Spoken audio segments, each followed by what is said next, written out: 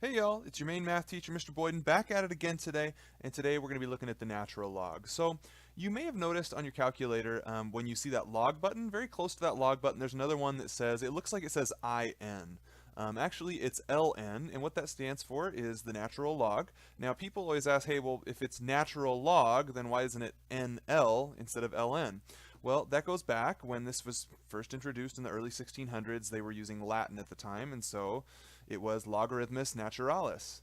Now, since then in English, we've decided to call that the natural logarithm or the natural log, but that's all that is, okay? So here's what a natural log is. It's just like what we've done in the past. An ln is simply a logarithm whose base is e. That's all. And you may remember that if we just have like log of 5 or log of x, the base, if they don't tell us, is 10. But in this one, they're telling us, hey, we're doing a log, but the base is e. Now, what is e? E is just a number, okay? It's Euler's constant. It's an irrational constant that's one of those naturally occurring constants, sort of like pi or the golden ratio or any of those, okay? So where E comes from is not super important. It is named for Leonhard Euler, a Swiss mathematician, but why E is not super important today. So before we jump into some properties and a little bit of practice, let's make sure we remember how to identify bases. So let's go right down the line here. You may want to pause and treat this as a little self-assessment to see how you're doing. What's the base in each of these? Okay, first one's 2. It's given. Next one, they don't give it, so it's 10. And here, they also don't give it, but they do say ln. So you have to notice, hey, the base is e. So this says the same thing as log base e of 5. Okay, so with that said, let's go explore some properties. Okay, these are properties, or you could even think of them as shortcuts. These are really common things that come up on the IB exam. In fact, I would say basically every year there's going to be a question that tests to see if you can operate with these properties and the ones we're going to learn in the next video. So let's get into it. So what we're going to do, here they are. If you're me, they're kind of hard to memorize. If you're really good at memorizing things, then you'll find this to be really intuitive. So we're also going to talk about why does it work that way and what's maybe an example question that it could be applied to. So for the first one, all it says log base a of 1 is always 0. Why does that work? Okay, let's examine why that's true. So the base is still the base, and the other two switch place, so that would be a to the 0 equals 1. Okay, so recall, the 0 power makes anything 1 except for maybe 0. That's debatable. But a number that's positive to the 0 power will always be 1, so that's why it works. So that would be a really nice shortcut if you had a question like log base 7 of 1, and you would know, hey, well, that's a 1. So that's automatically, the value of that's going to be 0. Okay, let's go to the next one. Log base a of a equals 1. We saw this in our previous video. I'm going to show it again. So we'd say the base is still the base. The others are going to switch place, and so we can, excuse me, I wrote it down wrong though. Huh. And then we can verify that a to the 1 is in fact a, so that's why it works. When would that be useful? If I had something like log base 22 of 22 and I didn't want to have to think about that, I recognize that the base and the number in the log function match, so that's just 1. What about the next one? We actually saw this one in the past video too. We're just formalizing it now. So with this, let's take a look. The base is still the base. The others switch place, and I'm gonna have to annotate this, so this x is going right there, the others switch place, and that's this coming down. So yeah, we can see that this is a true statement, and whatever x is, it has to be the same thing there. Okay, that's all it says. So why would that be useful? That would be useful if we had something like log base 2 of 2 to the 5th. Rather than actually figuring out that 2 to the 5th is 32 and then figuring out log base 2 of 32, we can say, hey, look, the base and the base of the number in the logarithm match. So those cancel out, so we get 5. Now, one thing that a lot of people like to think of, it's the equivalent, and this matches the IB formula book, by the way. It's like dropping that little 5 down here and then applying the rule we looked at previously, the two bases match, where that would then be 1. 1 times 5 is 5. And we have this last one, and this last one is probably the most exciting. We have a raised to a crazy power, and that power has a logarithm within it. So we're going to do that same deal where we say the base is still the base. The decision we have to make before we do that, though, is this an exponential or a logarithmic form that we're looking at right here, right now? Okay, so the biggest thing here is the a, and I mean like literally the way it's written, like the base here is a, and it's the base of an exponent. So this is not in a logarithmic form, this is actually in an exponential form. So when I say the base is going to stay the base, yeah, the base is still a, But instead of being the base of an exponent, it's now going to be the base of a logarithm. And the other two are going to switch place. So the x is going to come right there. And then our exponent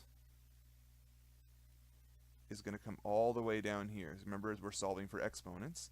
So that would be log base a of x. Log base a of x. I'm actually going to clean that up a little bit. I don't think my handwriting's quite good enough to be passable there.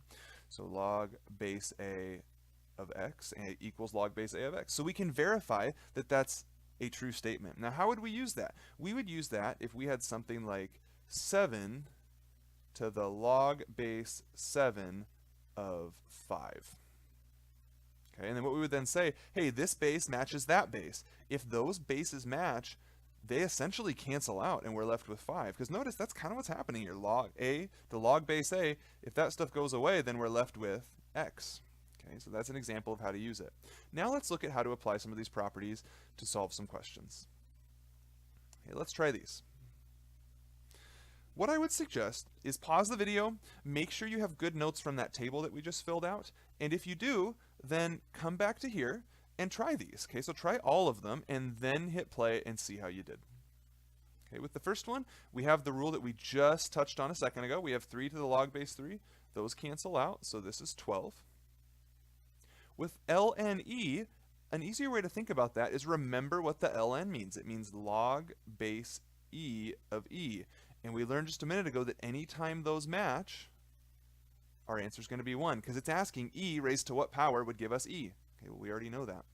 What about this one? This one looks a little tricky at first. Remember, if it says log, the base is 10. And we learned a moment ago that if those two match, then they cancel, and what we're left with is 3.5. And what about this last one? This last one gets a little bit exciting because it's not obvious necessarily that any of the rules apply. Okay, we can do that deal where the 3 comes down in front. Okay, we're allowed to do that, although I think because we haven't talked about that much, I'm actually going to save that for the next video. So instead, let's do this. We have to be a little bit creative. So we're going to say log base 5. I'm going to rewrite the 25 because the rules we just dealt with the base and the number right here matching. So I'm going to be creative. Instead of writing 25, I'm going to rewrite that as 5 squared. And that third power is still there. Okay, so see what I have now? I now have those two numbers matching. So when I go and simplify this, I get log base 5 of 5 to the, we're going to combine these exponents, that's 5 to the 6th. So now we can see, hey, those match, and we saw that that's now going to be our answer. Okay, so that one requires a little bit of creativity. It's not quite as straightforward. That's okay. It's good to practice creativity. Now we get to talk about the one-to-one property. The one-to-one property is basically this. We've actually been doing it for a while and haven't been talking about it. Like for example, if I have 3 to the 5th power, and over here I have 3 to the x. Are you able to determine what x must be? Yeah, it has to be 5, because there couldn't be a different power on 3 that would give us the same result. Or let's do it with ones that are easier to see, like 2 cubed equals 2 to the x. So we know that 2 cubed is 8. Is there any other power that would also make 2 to that power be 8? No, it's one. That's all the one-to-one property is saying. It's saying there's only going to be one way to do that. Okay, and there is a more complex definition, but for our purposes right now, we don't need to go into that. So when we compare that over here, we have log of something equals log of 5. So what can you tell me about the value of 3 minus x? In the same way that here we had a 5 and that had to be 5, if this says log of 5, this has to be equivalent to log of 5. So what we can say then is that this, the 3 minus x, is equal to 5. So what would do that? I believe that would be negative 2. 3 minus negative 2 would be 5. Okay, if that made sense, pause the video and try the next two. If it didn't, keep watching. Okay, for the next one, natural log of something equals natural log of something. What can I say about the two somethings? Well, they would have to be the same something. So x minus 7 would have to be the same as 2 minus x. So what do we get when we do that? I'm going to add x to both sides, so I get 2x. And let's add 7 to both sides. So we get a 9 over here, so x would have to be 9 halves. Okay, now I'm assuming that some of y'all are tempted to write 4.5. You don't need to. Okay, there's nothing wrong with 9 halves. Some will say that's an improper fraction. there's nothing improper about it. I mean, I get that it's called that, but it's absolutely fine. What you must not do, you must not write 4.5. We're not going to have mixed numbers in a pre-calculus class. If you want to go down to the hardware store and use mixed numbers, awesome. It makes super good sense there. It's going to cause problems at this level, though. So let's go to the last one. What about this last one? Maybe we would say that x plus 2 would have to equal 5. But there's a problem. Do you see why that won't work? Right here, we have ln, and right here, we have log. So that would, what we've written here, which by the way is wrong, it's not true, that would be like saying, hey, 2 cubed would have to be the same, if there's 5 to the x, then x would have to be 3, because the exponent's a 3, the exponent would have to be 3. But the bases are different. You'd have to have the same base. So this one, actually, we can't solve. So I'm going to put a little sad face here because we can't solve that. We'll get a little tear on there. Okay, yeah, we're very sad because we can't solve that one. So why did I include that one? To make sure that you're paying attention as you go through these, that you're thinking critically and not just blindly going through the question. Okay, always look for that. Okay, we're going to practice one more little skill before we get to our assignment today. And so I want to make sure that you remember how to change from a rational exponent to a radical form. And so here's what I'm talking about. We're going to write each of these in an alternate form. We want to remember that the number on top in a rational exponent relates to the power, and the number on bottom relates to the root. So x to the 2/3 would be the same thing as x squared with a cubed root. What about 9 to the 3/2 power? That would be the same thing as 9 cubed with a square root. Hey, do you know how to simplify that? Hey, we have 9 cubed, we have a square root. The first question would be, well, what do we do first? Do we cube it first or square root it first? Think about PEMDAS. Okay, we have an exponent right here. Got it. What about the root? Where does the root fall in PEMDAS?